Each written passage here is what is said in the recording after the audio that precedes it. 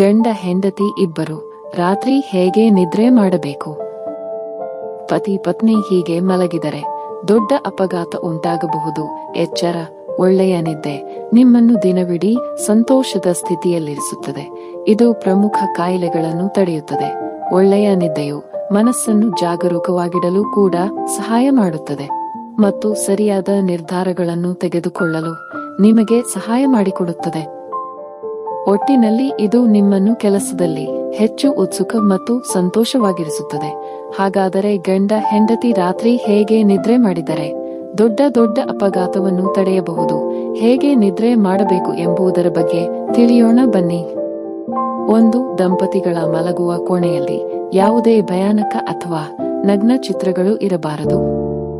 2. ಯಾವಾಗಲೂ ಮಲಗುವ ಮೊದಲು ನಿಮ್ಮ ಪಾದಗಳನ್ನು ಸ್ವಚ್ಛವಾಗಿ ತೊಳೆದು ಮಲಗಿ. ಪಾದಗಳು ಪೂರ್ವಕ್ಕೆ ತೋರಿಸುವಂತಿರಲಿ. ಸರಿಯಾದ ಮಲಗುವ ಸ್ಥಾನವನ್ನು ಆರಿಸಿ. ಇದು ಆರೋಗ್ಯ ಸಮಸ್ಯೆಗಳನ್ನು ಪರಿಹರಿಸುತ್ತದೆ. 3. ಮಲಗುವ ಕೋಣೆಯಲ್ಲಿ ಕನ್ನಡಿ ಹಾಸಿಗೆಯ ಮುಂದೆ ಇರಬಾರದು. 4. ಹಾಸಿಗೆ ಎರಡು ಬದಿಯಲ್ಲಿಯೂ ಸಹ ಸ್ವಲ್ಪ ಜಾಗ ಇರಬೇಕು.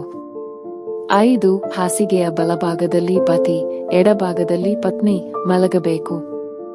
6. ನಿಮಗೆ ರಾತ್ರಿ ಹಲವಾರು ಸಾರಿ ನಿದ್ರೆಯಿಂದ ಎಚ್ಚರವಾಗುತ್ತಿದ್ದರೆ ನಿದ್ರೆ ವಾತಾವರಣವನ್ನು ಅಥವಾ ಜಾಗವನ್ನು ಬದಲಾಯಿಸಿ.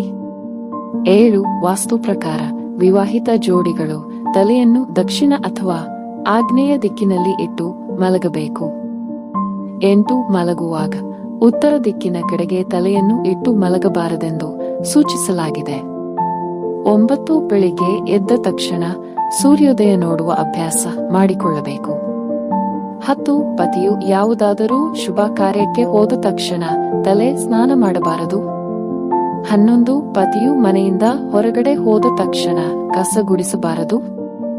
12. ಬೆಡ್ ಕವರ್ಗಳು ಗುಲಾಬಿ, ತಿಳಿ ಹಸಿರು, ತಿಳಿ ನೇರಳೆ, ಬಿಳಿ ಅಥವಾ ಕಂದು ಮುಂತಾದ ತಿಳಿ ಬಣ್ಣದ ಬೆಡ್ ಕವರ್ಗಳು ನಿಮಗೆ ವಿಶ್ರಾಂತಿ ಪಡೆಯಲು ಸಹಾಯ ಮಾಡಬಹುದು. ಸ್ನೇಹಿತರೆ, ಇದೇ ರೀತಿಯ ಉಪಯುಕ್ತ ಮಾಹಿತಿಯೊಂದಿಗೆ ಮುಂದಿನ ವಿಡಿಯೋದಲ್ಲಿ ಸಿಗೋಣ.